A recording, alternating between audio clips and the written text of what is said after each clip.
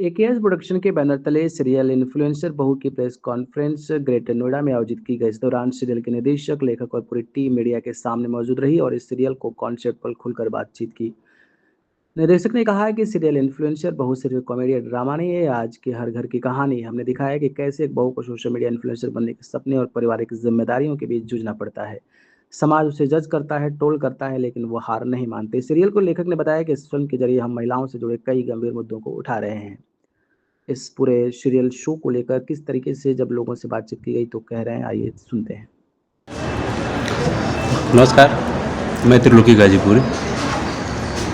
ये हम एक सीरियल बनाने जा रहे हैं जिसका नाम है इन्फ्लुएंसर बहू।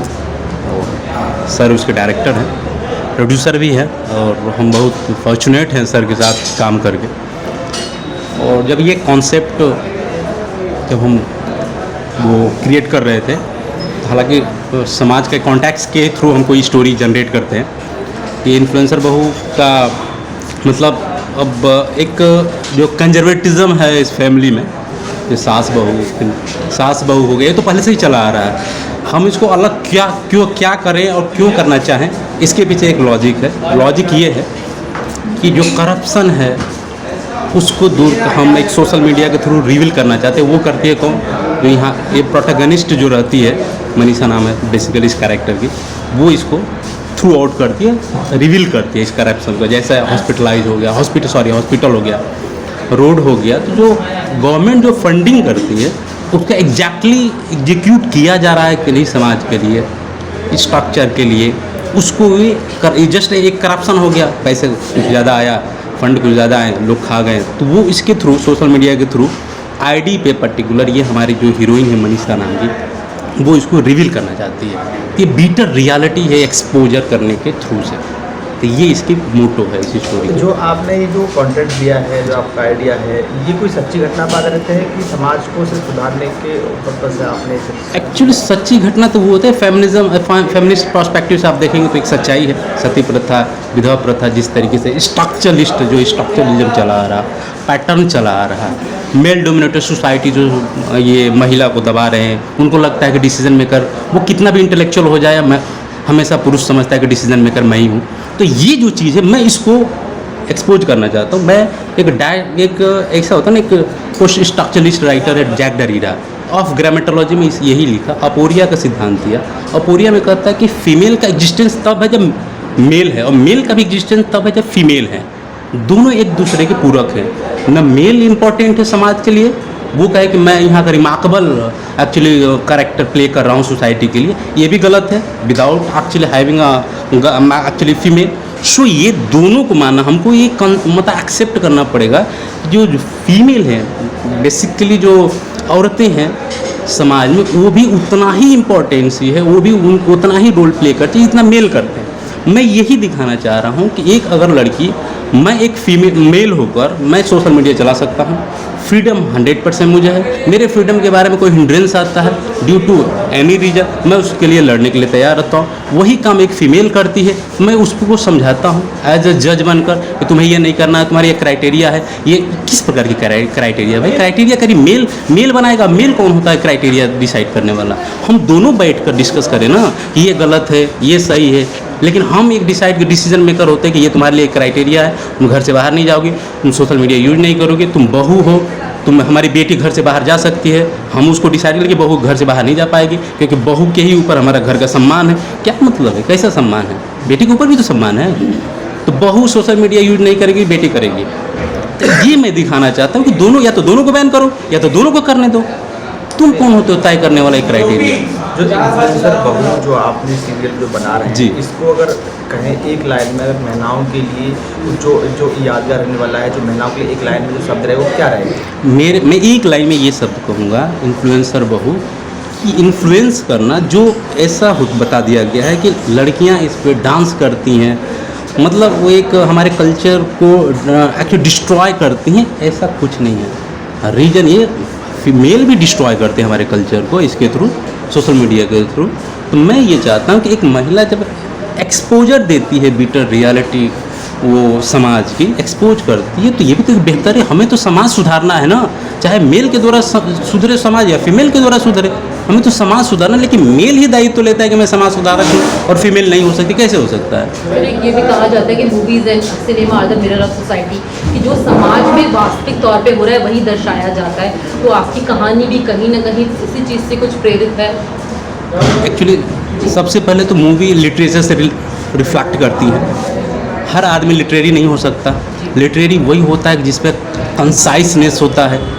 आप एक्चुअली ये होता है कि आप समाज में किस भूमिका में हैं, समाज में सोसाइटी को किस नज़र से आप देख रहे हैं। सच्चाई हर किसी के पैरामीटर से डिफरेंट होती है। मैं दारू नहीं पीता हूँ, मेरे लिए ख़राब है दारू, जो दारू पीता है उसके लिए अच्छा है, लेकिन दोनों अच्छा है। मैं भी अपने अच्छी जगह पे अच्छा हूँ, वो भी अपने जगह पे अच्छा है। तो ये बात है कि हम सच्चाई किसके पैरामीटर में सही बैठता है, यही सच्चाई है। कि partner.com के माध्यम से आप ये बना रहे हैं, थोड़ा इनके बारे में आप परिचय देंगे कि आप क्या रोल है और किस तरह से आपने क्या सीरियल्स पहले भी बनाए? बिल्कुल AK फिल्म्स एंड प्रोडक्शन मैंने अभी जैसे बताया भी था, लास्ट 12 ईयर से सर्व कर रहा है मार्केट के अंदर। वेब सीरीज़, म्यूज़िक वीडियोस और 150+ म्यूज़िक वीडियोस हमने कंपनी में हिंदी और बाकी लैंग्वेज में बनाए होंगे। सीरीज़ बनाई है हमने, रियलिटी शोज़ बनाया है। मैंने बताया पहला रियलिटी शो हमारा रोड टू विला, जहाँ से हमने प्रोडक्शन चालू किया था। अभी फुल फ्लेज प्रोडक्शन हाउस है AK फिल्म्स प्रोडक्शन। आपने बात करी RK पाटिल कंपनी की, तो RK पाटिल कंपनी एक लीगल फर्म है जो जिसके बिना कोई भी काम अधूरा है, मैं ये कहूँगा, क्योंकि लीगल टर्म्स हर जगह आपको पता इन्वॉल्व है। तो सर से हमारी मुलाकात हुई, हम और सर ने मिलकर एक प्रोजेक्ट को स्टार्ट किया। कुछ प्रोजेक्ट हमने करके ख़त्म कर लिए, जो मार्केट में बहुत जल्दी आपको रिलीजिंग पर दिखाई पड़ेंगे। ये एक नया प्रोजेक्ट हम शुरू कर रहे हैं, जिसमें आज आप हमारे साथ एसोसिएट हुए। इस इन्फ्लुएंस बहू में क्या क्या देखने को मिलेगा दर्शकों को? इन्फ्लुएंसर बहू में आपको रिलेशन, ड्रामा, केमिस्ट्री, मिस्ट्री सब देखने को मिलेगा, जो आपको हर सीरियल में मिलता है। और जब घर में 8-10 लोग रहते हैं तो बर्तन गिरता है तो आवाज़ भी आती है, जैसे आपके मीडिया में आती है। हाँ। 2 एंकर्स जब डिबेट करते हैं तो कोई सेम लाइक कोई ऐसी लाइन आपकी इस स्टोरी की जिसमें मतलब कि हर बहू के लिए, हर महिला के लिए जो मतलब कि यादगार पड़ रहा है, या फिर एक मैसेज रहेगा रहा है? देखिए, मुझे नहीं लगता कि मैं उस लेवल पे हूँ कि मैं किसी को ऐसा कुछ बोलूँ कि मेरे से वो प्रेरणा ले। हम भी वर्किंग पे हैं और सब लोग अच्छा काम कर रहे हैं समाज में। पॉजिटिव नेगेटिव हर चीज़ का होता है, चाहे वो इन्फ्लुएंसर थॉट आप जो पकड़ के बैठे हम लोग कि आज हम उस कंटेंट पे, उस टॉपिक पे क्योंकि बना रहे हैं, इसलिए हम उस पर बात कर रहे हैं। तो इन्फ्लुएंसर अच्छे भी हैं, इन्फ्लुएंसर बुरे भी हैं। कुछ लोग अच्छी चीज़ें बता रहे हैं, कुछ लोग बुरी चीज़ें। ये ऑडियंस का काम है, हम किसको अडॉप्ट करके क्या परफॉर्म कर रहे हैं, राइट। तो मेरा तो यही रहेगा कि सबको बेस्ट विशेज़ है, जो जितना अच्छा कर रहा है करे, और गुड विशेज़ है। अब तो संसद में भी आवाज़ उठती है इन्फ्लुएंसर की, कंटेंट क्रिएटर की, सरकार भी इनको आगे बढ़ाने के लिए योगदान दे रही है। तो आपकी इस जो आपका सीरियल है, इसके माध्यम से लोगों को प्रेरणा मिलेगी कुछ ना कुछ? देखिए, मोदी जी ने अभी आपने देखा होगा कि पार्ले जी का ऐड बाय डिफ़ॉल्ट कर दिया, किया नहीं था, वो हो गया था, क्योंकि अब वो प्रधानमंत्री हैं तो वो कुछ भी बोलते हैं तो सुर्खियों में आ जाता है। यही मैंने हमसे कहा कि मैं अभी उस लेवल पे नहीं हूँ कि मैं कुछ बोलूँगा तो मैं किसी को प्रेरणा दे सकूँ। तो क्या है, डिजिटल कंटेंट हो इस टाइम इतना वायरल है कि आप मोबाइल के थ्रू कहीं भी बैठे बैठे, कहीं का भी मैसेज कहीं भी जा रहा है। ठीक है, आज हम जो इंटरव्यूज़ कर रहे हैं वो यहाँ से बैठे बैठे दुनिया में किस किस कोने में जाएगा, वी नेवर नो। तो यही है कि आप पॉजिटिव मैसेज देते रहिए, और गवर्नमेंट बिल्कुल सपोर्ट कर रही है डिजिटल कंटेंट को। मोदी जी ने बहुत सारे लोग को इन्फ्लुएंसर्स अवार्ड भी दिया, एक इन्फ्लुएंसर्स कमेटी बनाई जा रही है, बहुत सारी चीज़ें। तो थैंक्स टू आवर PM कि इन्होंने इतना अच्छा कंटेंट पे हमारे लिए वर्किंग करी है। Thank you. आज की जो सास है, यदि मैं मान के चलता हूँ 50 या उसके आसपास, तो ये Gen X है, ठीक है। जो बहुएं हैं, आप Gen Z कैटेगरी का आप मान कर चल के, जो हमारी स्टोरी है, Gen Z वो कैटेगरी है जो IT के साथ है, और Gen X वो कैटेगरी है जिसके टाइम में IT आना चालू हुआ, या IT इक्विपमेंट्स की यदि बात करें, अच्छे स्मार्ट मोबाइल फ़ोन, इंटरनेट जो बहुत तेज़ी से बढ़ा है। तो दोनों के बीच एक गैप तो है, वो चीज़ हम आप अपने फैमिली में भी देखते हैं, तो उसका इम्पैक्ट तो आपको दिखेगा। बचा रिश्ते के बीच, तो रिश्ते में देखिए जितनी चीज़ें आपके साथ होती जाएंगी उसके हिसाब से रिश्ते धीरे धीरे उसके तरीके बदलते जाएंगे, वही चीज़ दिखेगा अभी आपको। बहुत सारे ऐसे यूट्यूबर, बहुत सारे ऐसे चीज़ें सोशल मीडिया पर देखने को मिलती हैं कि सास बहू अब मिल की मतलब की वीडियो बनाती हैं। तो क्या इसमें भी कुछ आपके सीरियल में कुछ ऐसा रहेगा साथ में? ऐसा नहीं है, सास बहुत अच्छे दोस्त भी होते हैं, सास बहू माँ बेटी की तरह भी रहती हैं, और रहना तो बेटी को सास के साथ ही है, तो वो तो सिस्टम है। और जिसके साथ आप रहते हैं उसके बीच में अच्छे रिलेशन भी होते हैं, और जब दो लोग साथ में रहते हैं तो कुछ मतभेद भी हो सकता है। ऐसा नहीं है कि सब कुछ अच्छा ही होगा। एक परिवार में जैसे आपके परिवार में होता है, मेरे परिवार में होता है, वही चीज़ स्टोरी में भी होता जाएगा। जी, ये आपके दिमाग में कैसे आया कि भाई हमको इस टॉपिक पे हम पर काम करना है? हमारे पास तो राइट करके लाया गया था। जब हमें कहानी अच्छा लगा तो हम लोगों ने कहा कि इसको हम और अच्छा कैसे कर सकते हैं, उस पर वर्किंग हुई। आदित्य पुराने पर्सन है इस फील्ड के, तो इनके साथ भी डिस्कशन हुआ, तो उसके हिसाब से फिर हम लोगों ने आगे बढ़ने का डिसीजन लिया। अजय, आपने इससे पहले भी किसी सीरीज पर काम किया? इससे पहले हमने फिल्म करी है, सीरीज़ करी है, वेब सीरीज़ करी है। बात हुई थी, मैंने एक रियलिटी शो प्रोड्यूस किया था, रोड टू विला, और ये अंजन टीवी पे, अगर आपने चैनल का नाम सुना अंजन टीवी, तो अंजन टीवी पे आया था। ये बात है 2016 की। तो वहाँ से मेरी जर्नी शुरू हुई। फिर हमने कई कास्टिंग, प्रोडक्शन, और 2017 में हमने अपना complete full fledge production house बनाया केस फिल्म्स के नाम से। तो वहाँ से जर्नी स्टार्ट हुई, और अभी टीवी सीरियल कह सकते हैं, क्योंकि ये बहुत लंबा एक कमिटमेंट होता है।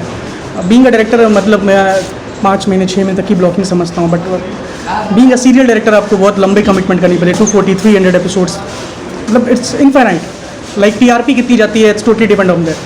तो ये मेरा पहला टीवी सीरियल कह सकते हो आप। रमाकांत जी, आप इस जो सीरियल है इन्फ्लुएंसर बहू, इसके आप प्रोड्यूसर हैं। जी। तो ये सीरियल किस तरह से अलग है? क्योंकि बहुत सारे सास बहू का कंटेंट अक्सर लोग महिलाएं देखती हैं टीवी पे, और उसमें कहीं ना कहीं एक ऐसी मनोस्थिति दिखाई जाती है कि आपस में रिश्ते उलझ रहे हैं। ये सीरियल क्या लोगों को प्रेरणा देगा? किस तरह से ये अलग है? नॉर्मली जो सीरियल होते हैं उसमें फैमिली के विद इन ड्रामा होता है। हमारे यहाँ जो सिस्टम है उसमें हर कैरेक्टर फैमिली और बाहर के साथ जो रिश्ते हैं उसको हम दिखाने की कोशिश कर रहे हैं। जब बाहर के रिश्ते को दिखाते हैं तो साथ में उसके इम्पैक्ट क्या फैमिली में आ रहे हैं, या फैमिली के जो अपने कल्चर है, या उनका अपना जो सिस्टम है फैमिली कल्चर, उसका इम्पैक्ट बाहर क्या आ रहा है, ये भी हम दिखला रहे हैं। दूसरा जो हमारा जो मेन कैरेक्टर है, जो हालांकि सारे लोग का अपना एक इम्पॉर्टेंट रोल है, बट जो नाम इन्फ्लुएंसर बहू है, तो जो बहू का जो कैरेक्टर है, तो वो जो अपने पोस्ट जो डालते हैं तो उसके जो सोसाइटी के अंदर जो बदलाव होते हैं, जो पॉजिटिव चेंजेस होते हैं, उसको भी हम लोग दिखाने की कोशिश करते हैं। And this is making this story a unique story. जिस तरह से आज की जो बहू हैं और आज के ज़माने की जो सास हैं, उसमें और उनमें उनमें से कुछ ऐसा मैसेज जाएगा कि उन दोनों की तालमेल इस फिल्म के माध्यम से कुछ लोगों तक